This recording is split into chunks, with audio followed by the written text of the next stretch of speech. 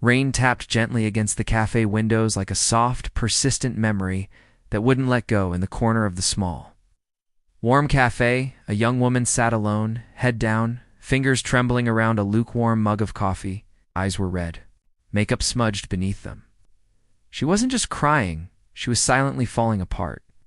People passed by, glanced at her, then turned away. The world moved on, except for one man. Daniel, a single father in his mid-30s, walked in with his 6-year-old daughter, Lily.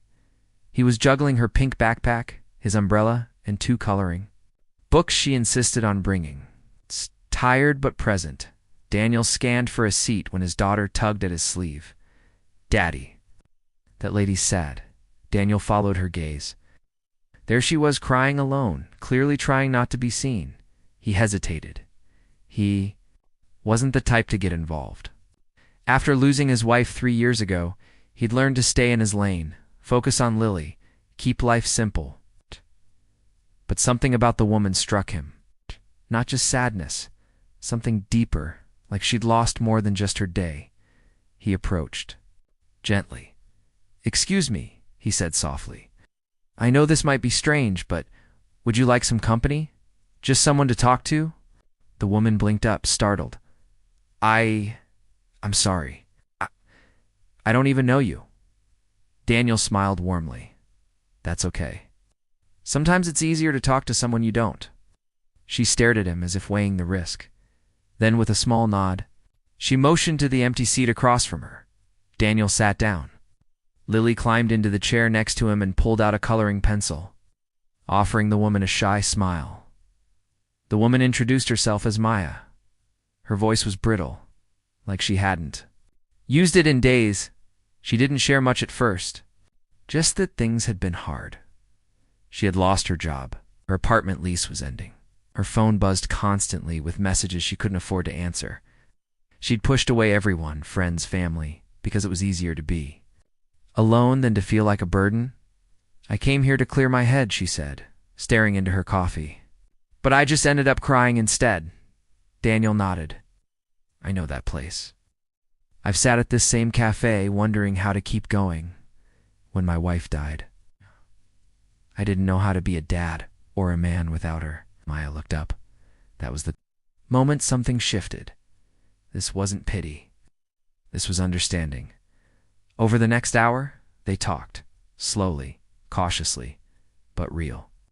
Daniel shared how he used to drive around the block 4 times before walking into the house, just to delay facing the silence. How Lily's laugh had brought him back piece by piece.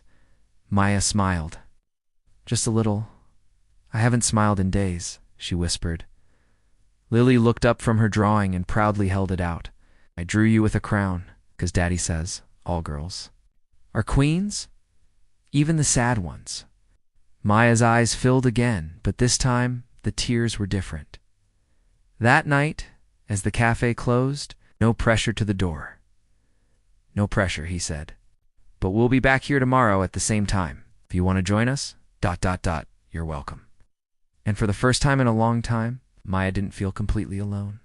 Chapter 2. Pieces of the broken. The next day, Daniel wasn't sure if Maya would show. He brought Lily anyway, bought their usual drinks, and picked the same corner table at 4:16 p.m. Just as Lily was finishing her hot chocolate, Maya walked in. No makeup, no umbrella, no mask, just her. Daniel stood, surprised and relieved.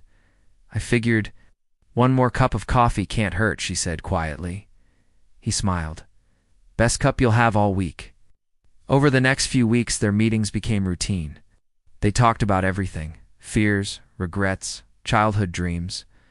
Maya started applying for jobs again. She confided that she once wanted to write children's books. Daniel encouraged her to start again, even offered to let Lily be her first test reader. "I used to think starting over was for lucky people," Maya said once.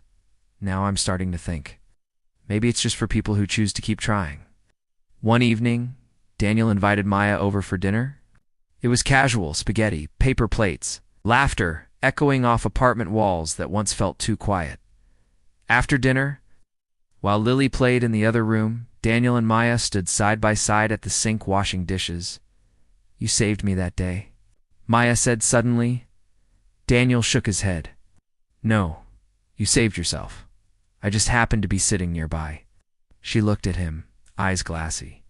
"Still, thank you for sitting nearby." Months passed. Maya got a job offer, not big, but stable.